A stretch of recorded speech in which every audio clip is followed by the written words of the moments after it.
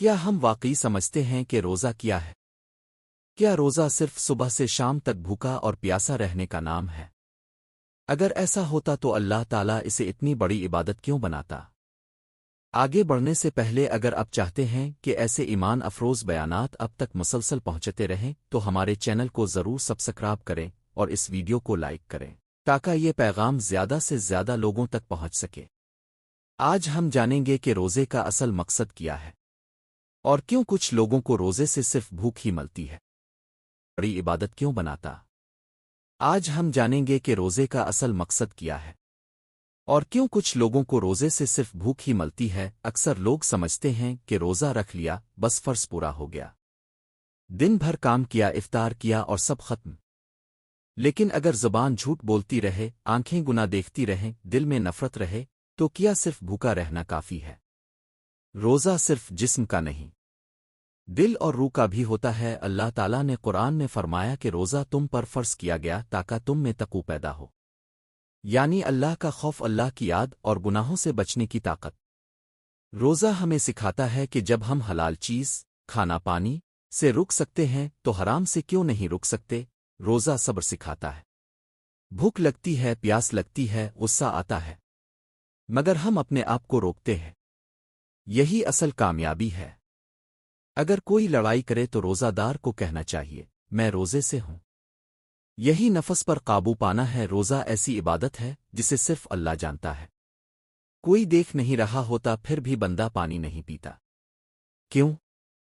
کیونکہ اسے یقین ہے کہ اللہ دیکھ رہا ہے۔ یہی اخلاص ہے، یہی اللہ سے سچا تعلق ہے۔ اگر روزہ رکھنے کے باوجود ہم جھوٹ بولیں، غیبت کریں، دھوکہ دیں تو سوچیں ہم نے کیا پایا۔ نبی کریم نے فرمایا کہ بعض لوگوں کو روزے سے صرف بھوک اور پیاس ہی ملتی ہے۔ اس لیے ضروری ہے کہ ہمارا روزہ آنکھ، زبان اور دل کا بھی ہو۔ روزہ ہمیں غریبوں کا احساس دلاتا ہے۔ جب ہمیں بھوک لگتی ہے تو ہمیں یاد آتا ہے کہ دنیا میں کتنے لوگ ایسے ہیں جو روزانہ بھوکے سوتے ہیں۔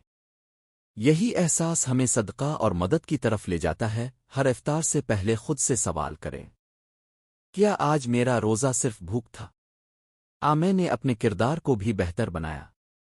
اگر ہم نے خود کو بدل لیا تو یہی روزے کی کامیابی ہے۔ سوچئے، اگر ہمارا یہ آخری رمضان ہو، کیا ہم چاہتے ہیں کہ ہمارا روزہ صرف بھوک کے نام پر گزر جائے؟ ہم چاہتے ہیں کہ اللہ تعالیٰ ہمیں معاف کر دے، ہماری تقدیر بدل دے۔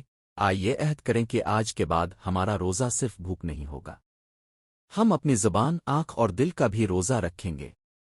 اللہ تعالیٰ ہمیں حقیقی تقوی نصیب فرمائے، آمین۔ سوچئے، قیامت کا دن ہوگا، سورج سروں پر ہوگا، لوگ پسینے میں ڈوبے ہوں گے، ہر شخص پریشان ہوگا۔ اس دن روزہ اور قرآن بندے کے حق میں سفارش کریں گے۔ روزہ کہے گا، اے اللہ، میں نے اس بندے کو دن بھر بھوک اور پیاس سے روکے رکھا، اسے معاف فرما دے۔ کیا ہم چاہتے ہیں کہ ہمارا روزہ ہمارے حق میں گواہی دے؟ نبی کریم نے فرمایا کہ روزہ دار کے لیے دو خوشیاں ہیں، ایک خوشی افطار کے وقت اور دوسری اس وقت جب وہ اپنے رب سے ملاقات کرے گا۔ ذرا سوچیں وہ لمحہ کیسا ہوگا جب اللہ تعالیٰ اپنے بندے سے راضی ہوگا۔ روزہ ایسی عبادت ہے جس میں دکھاوا بہت کم ہوتا ہے۔ نماز لوگ دیکھ سکتے ہیں، صدقہ لوگ دیکھ سکتے ہیں، لیکن اگر کوئی اکیلے میں پانی پی لے تو کسی کو معلوم نہیں ہوگا۔ پھر بھی وہ نہیں پیتا، کیوں؟ کیونکہ اسے یقین ہے کہ اللہ دیکھ رہا ہے۔ یہی اصل تقوی ہے۔ ہر افطار سے پہلے خود سے ایک سوال کریں، کیا آج میرا روزہ صرف بھوک اور پیاس تھا؟ میں نے اپنی زبان کو جھوٹ سے، آنکھوں کو گناہ سے اور دل کو نفرت سے بچایا؟ اگر ہم نے خود کو نہیں بدلا تو ہم نے روزے کا مقصد حاصل نہیں کیا۔ کیا معلوم یہ ہمارا آخری رمضان ہو؟ کیا معلوم اگلے سال ہم اس دنیا میں نہ ہوں؟